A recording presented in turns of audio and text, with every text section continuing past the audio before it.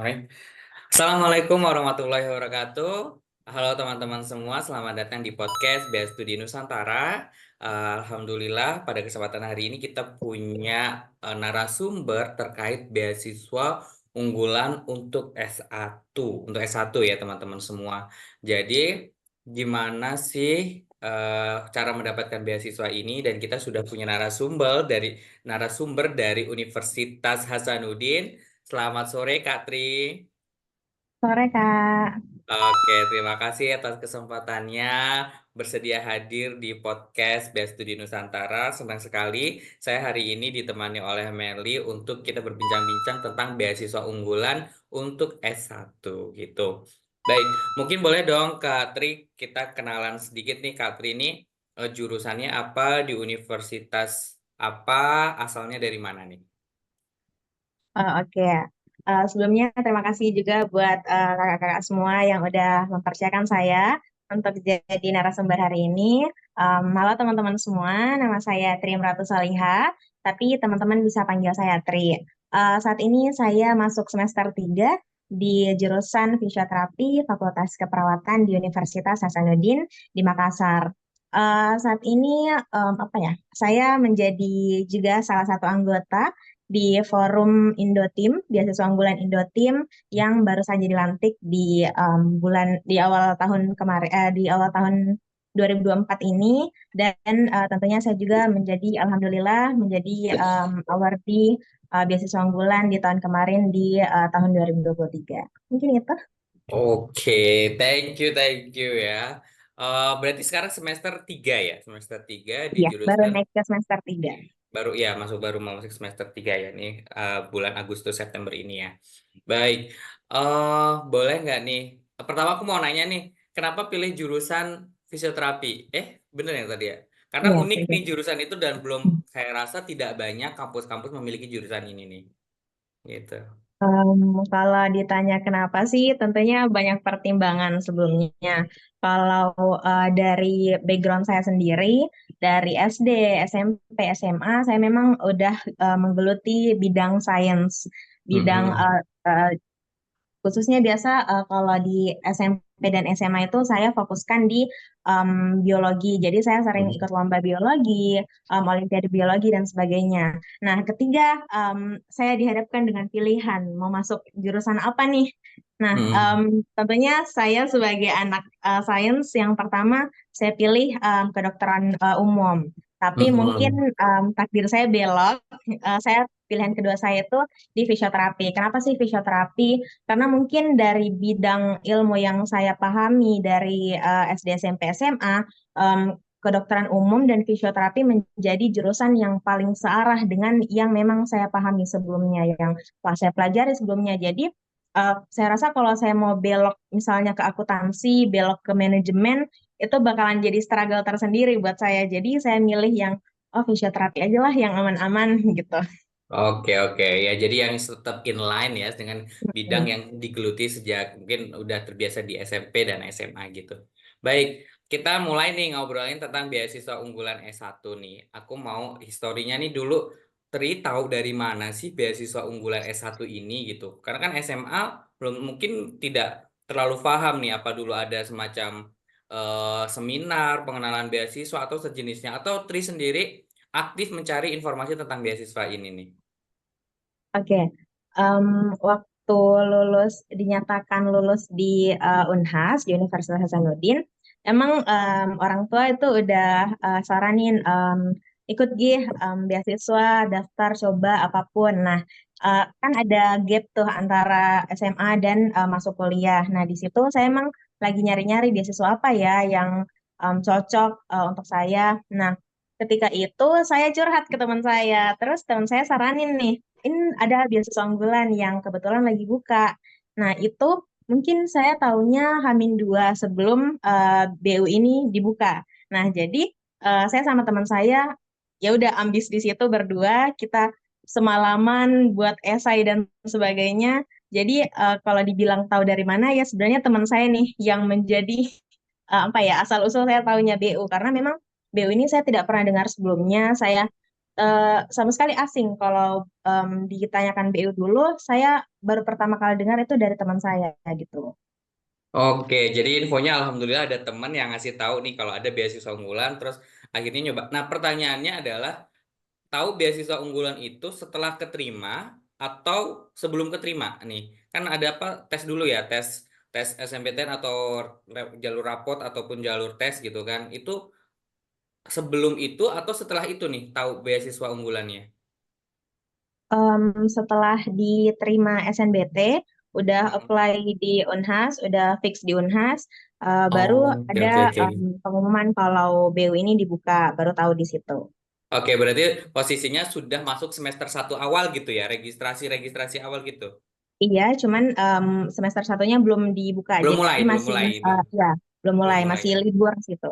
Kayak sekarang lah ya, ring-ring bulan Iya, Juli, Agustus gitu ya, di ring-ring seperti iya. ini kan baru daftar ulang, ada yang mandiri baru selesai tes, nunggu pengumuman dan lain-lain. Oke, oke.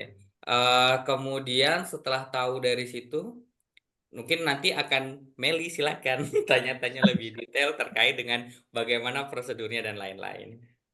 Oke, baik. Terima kasih izin mengambil alih ya.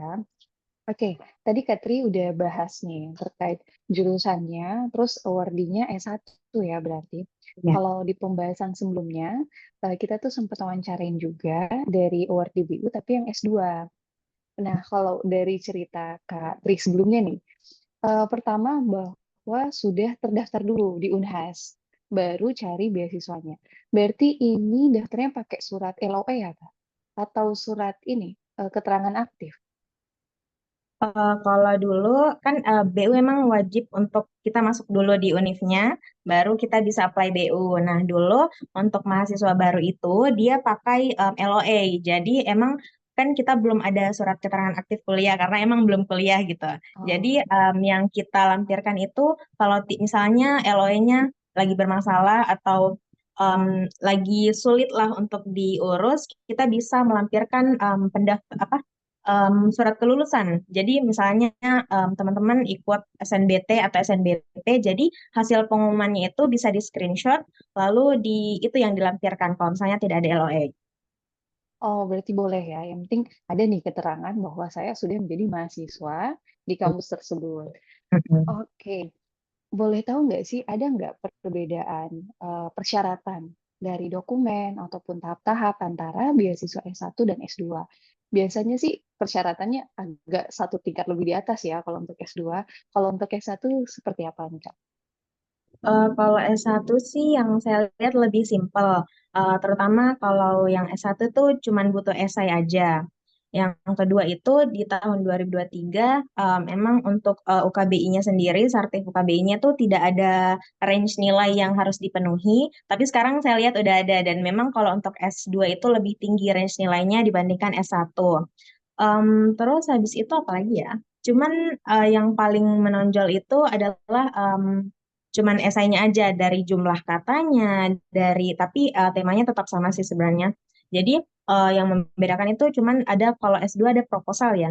Ada proposal Iya, kalau di proposal uh, rencana studi. ya, nah itu kalau di S1 nggak ada. Jadi kemarin saya sempat di chat sama teman dari Indoteam, eh, diminta proposal saya. Nah, saya satu, saya nggak bikin dong.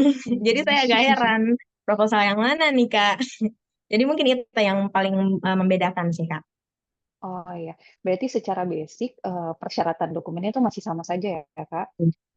TOEFL butuh nggak untuk pendaftaran S1? Kalau TOEFL sih sebenarnya yang dibutuhkan itu untuk kalau mau apply keluar. Kalau keluar negeri Oh, baru dibutuhkan TOEFL yang mana kalau tidak salah itu range-nya itu harus di atas 500 untuk S1.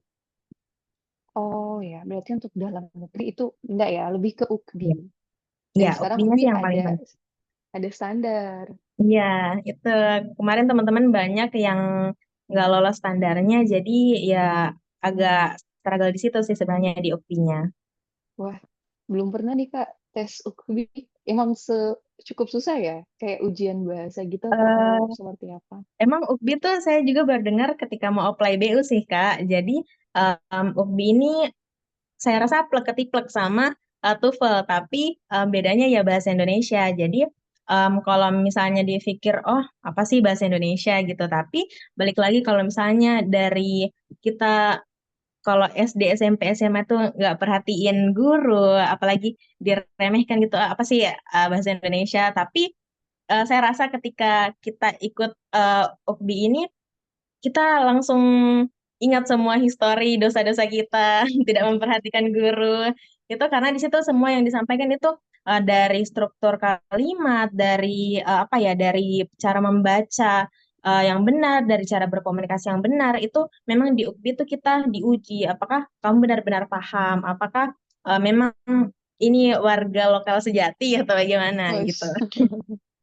Oh iya, berarti lebih ke ilmuannya ya. Gimana nih Mm, pengetahuan kita secara teori di bidang bahasa Indonesia. Oke. Dan ini nih, kalau biasanya ya Kak, untuk S1 naik ke S2, itu ada persyaratan surat rekomendasi.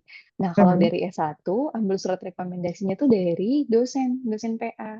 Nah, kalau mm, yang dari SMA nih, terus biasanya kita juga ada transkrip nilai. Kalau transkrip mm. nilai yang mau ke S2 kan ada nih transkrip nilai dari semester 1 sampai semester 8.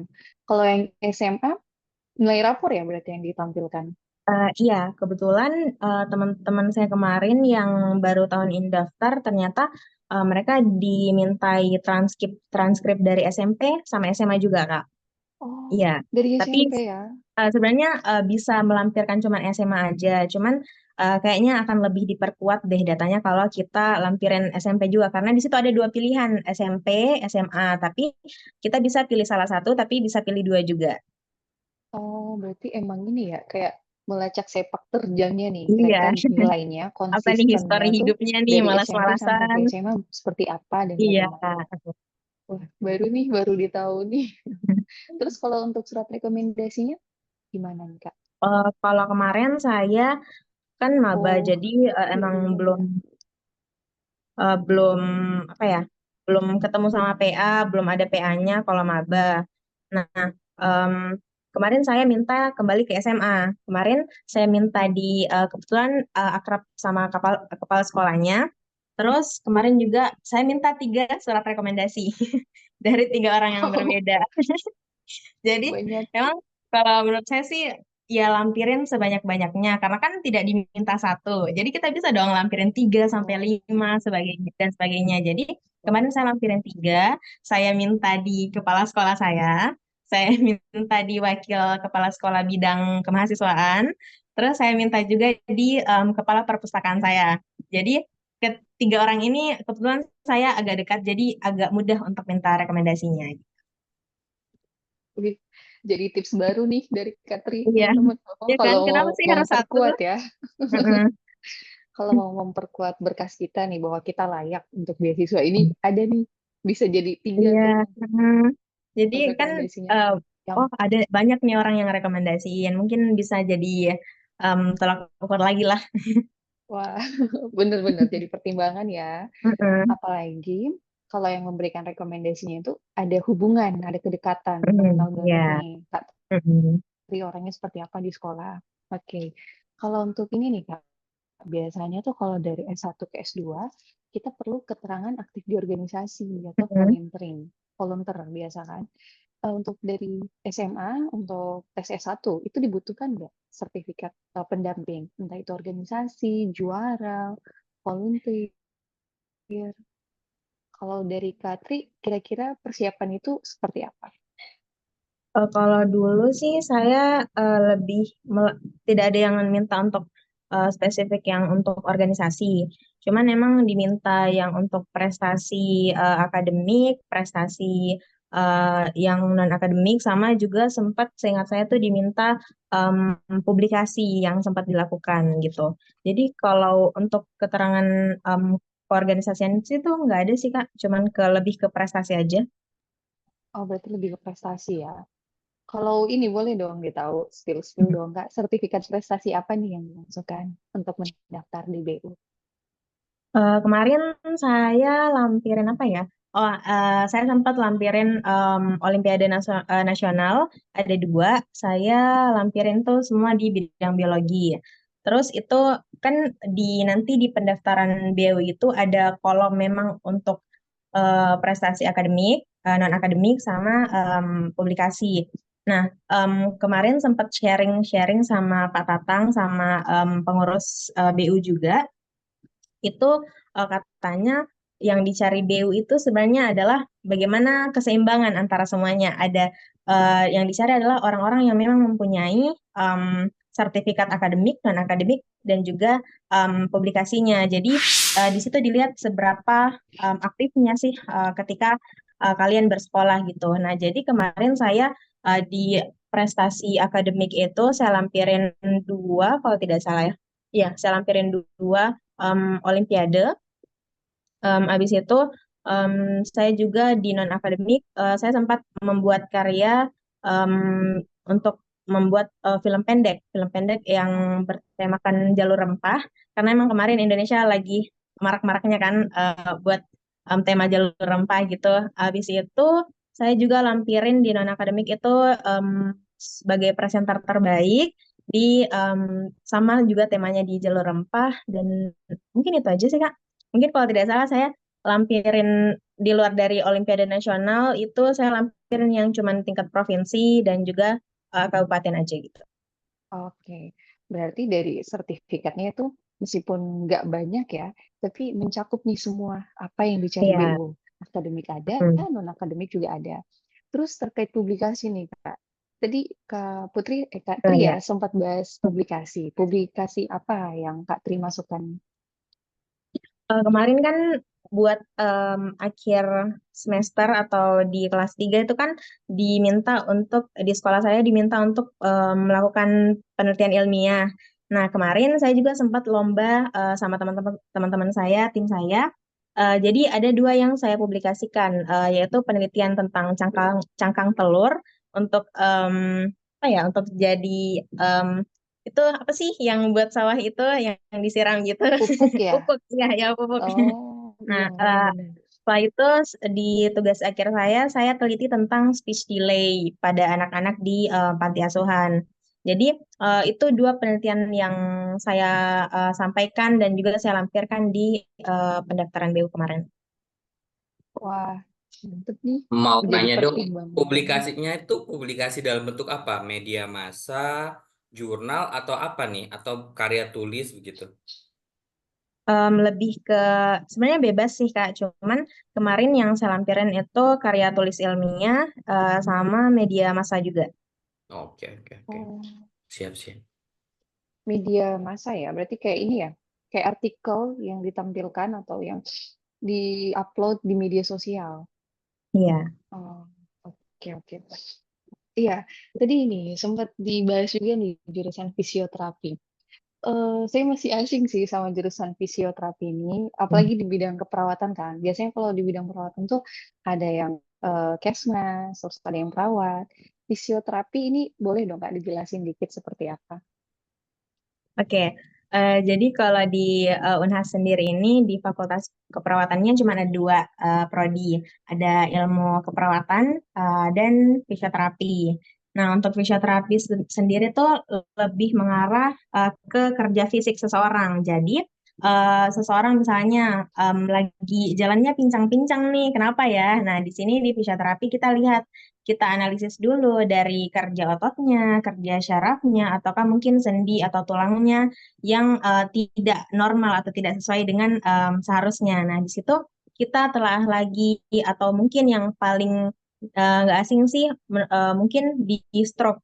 Orang yang stroke itu, nah sebenarnya tuh orang yang stroke bisa dibantu lagi dibawa ke fisioterapi atau mungkin orang yang udah operasi, misalnya patah tulang, terus dia operasi di ortopedi. Nah, sebenarnya fisioterapi itu saling bekerja sama dengan dokter ortopedi. Jadi habis fisioterapi kita latih bagaimana mereka tidak lupa cara jalan yang benar, karena kan pasti mereka udah baring berhari-hari, berminggu-minggu, jadi pasti otot-otot mereka itu akan lupa bagaimana mereka menampung atau bagaimana mereka menopang tubuh mereka. Jadi kita lebih ke bagaimana kerja fisik seseorang. Dosen saya juga pernah bilang bahwa fisioterapi itu adalah ilmu yang paling paham tentang bagaimana cara kerja dari fisik seseorang gitu. Jadi kalau misalnya ada apa ya, ada masalah atau ada sesuatu di bagian di luar ya, di fisik, fisik itu maksudnya adalah otot, tulang dan sebagainya.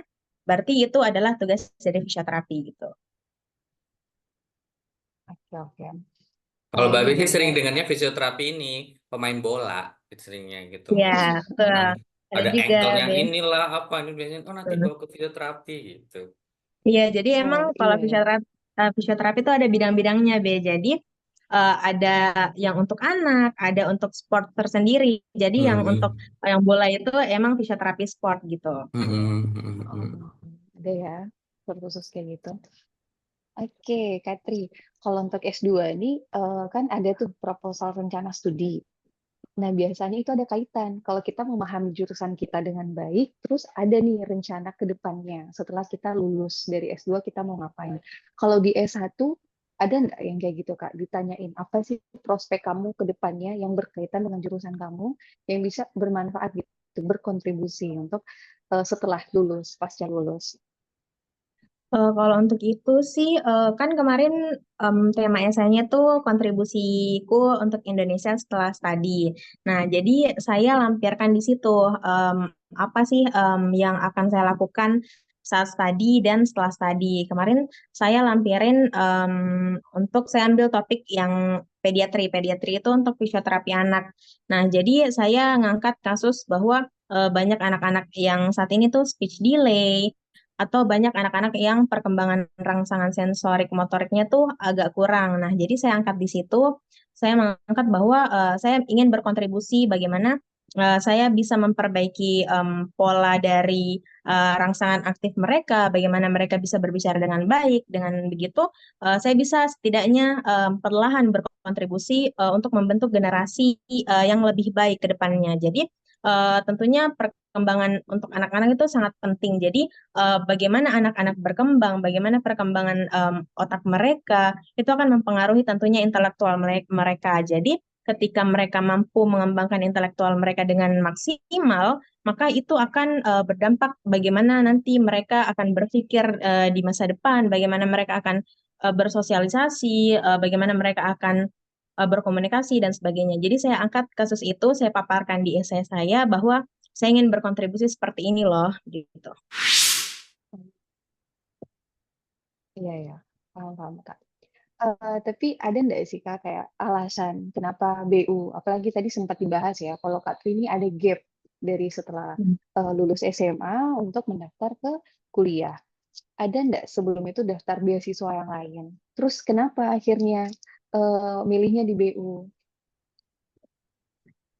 Kalau itu sih, kalau ditanya daftar beasiswa yang lain, banyak sekali sih, Kak. Dari beasiswa yang mulai apa ya, beasiswa yang istilahnya cuman modal follow aja saya ikutin. Beasiswa yang lebih susah lagi, biasa apa ya, saya ikutin juga Tanoto dan sebagainya. Tapi emang saya rasa bahwa kebetulan kakak saya itu penerima LPDP. Nah, kakak ipar saya penerima BU di S2-nya. Nah, dua-dua ini anak UI. Nah, saya tanyain dong, apa sih tips and triknya?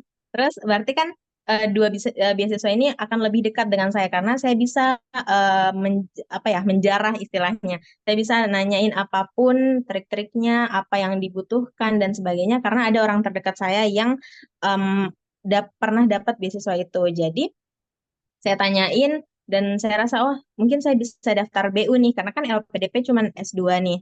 Jadi ya emang BU ini menjadi pilihan menurut saya pilihan yang paling tepat deh. Wah, iya ya, pilihan yang paling tepat. Oke, apa tadi ya yang dibahas? Em, Lebih ke ini sih Kak. eh, Apa benefit yang ini kakak baru semester 3 kurang lebih masuk BU-nya dari semester 1. Nah, selama 3 semester ini, setelah menjadi award di BU, terus menjadi pengurus BU Indotim juga, sudah ada enggak peran manfaat yang didapatkan, terus peran-peran seperti apa yang dilakoni sebagai pengurus BU Indotim, terus sebagai award di BU1, BU S1 juga, itu boleh mungkin Kak diceritakan. Kalau dari sebagai awardee sendiri nih, tentunya benefitnya banyak banget. Pertama sih dari lingkup keluarga dulu. Kalau dari lingkup keluarga pasti orang tua itu udah bebas. Istilahnya ini anaknya udah nggak nyusahin nih. Itu yang pertama. Oh, udah Eh, mandiri ya. Iya. Terus Iya, iya. apa ya? em, saya juga jadi bisa explore lebih banyak karena kan biaya-biaya hidup, biaya-biaya buku dari BU itu saya gunain untuk bagaimana sih saya tidak menghalangi diri saya untuk oh saya mau coba ini tapi harus daftar ini ya udah saya pakai untuk dari biaya BU ini saya pakai untuk itu dan saya rasakan bahwa saya bisa explore lebih banyak macam hal pas kuliah ini. Terus kalau untuk di forum BU Indo Team sendiri sih, saya ketemu sama banyak sekali orang hebat, ketemu sama kakak-kakak yang benar-benar apa ya, istilahnya mereka tuh kalau nggak sharing tuh sakit kepala kayaknya deh. Emang karena Oh, kalau kita kalau kita duduk sama-sama itu mereka pasti ada insight baru yang dikasih ke saya, ada masukan baru, dan dari mereka juga saya belajar bahwa yang sekarang kita miliki, kita harus sharing sama orang. Bagaimana orang itu bisa dapat seperti kita kan nggak jarang sih orang berpikir terkadang orang tuh mikir oh saya udah dapet ini ya udah gitu saya nggak peduli sama orang lain tapi di forum BU Indotim ini mereka benar-benar mikirin bagaimana orang lain tuh bisa dapat benefit yang sama sama kita bagaimana orang-orang bisa merasakan enaknya dibayarin negara itu gimana jadi di situ saya emang iya. belajar banyak dari teman-teman dan juga dari kakak-kakak di BU Indotim ini. Wah, ini ya lingkungannya sangat positif, Hmm. terus masukan insight positifnya juga banyak. Akhirnya output yang dikeluarkan juga positif. Keren banget nih, Kak. Oke, terkait ini Kak, misal kalau saya ini memposisikan diri sebagai penonton, terus lihat nih udah beberapa kali ada beasiswa BU, terus di BU sendiri juga tuh banyak ya Kak, banyak jalur-jalurnya. Kemarin sama Kak Ahsan tuh kita sempat bahas jalur masyarakat berprestasi, terus untuk pegawai Kemendikbud, untuk PNS, dengan yang disabilitas sama jalur penghargaan. Kira-kira kalau di S1 itu terbuka semua jalurnya atau cuma beberapa saja nih, Kak? Dan Kak Trini masuk di jalur yang mana? Oke, jadi kalau untuk S1 sih setahu saya yang tidak masuk itu adalah untuk pegawai. Nah, kita ke Oh pegawai iya, pasti udah nggak masuk. Nah, kalau benar-benar. kemarin selain itu juga mungkin yang lain buka ya. Saya juga agak kurang menjelajahi tentang yang lain karena kemarin saya masuk di masyarakat berprestasi. Karena emang yang paling saya rasa yang paling apa ya, yang paling mencakup gitu adalah saya bisa masuk di jalur itu karena yang lain misalnya di disabilitas dan sebagainya mungkin itu untuk orang-orang spesial yang lain gitu. Saya cuman bisa masuk di bagian masyarakat berprestasi aja. Oh, berarti emang ambil jalur yang masyarakat berprestasi. Sama sih berarti dengan Kak Ahsan ya, ambilnya jalur Iya. masyarakat berprestasi juga. Oke. Kalau terkait timeline Kak, BU tuh memang buka tiap tahun ya. Itu memang periode Agustus ya Kak biasanya. Nah tahun ini periodenya Juli, berarti di pertengahan ya kurang lebih sebelum masuk ini, sebelum masuk perkuliahan, dibuka pendaftaran maksud.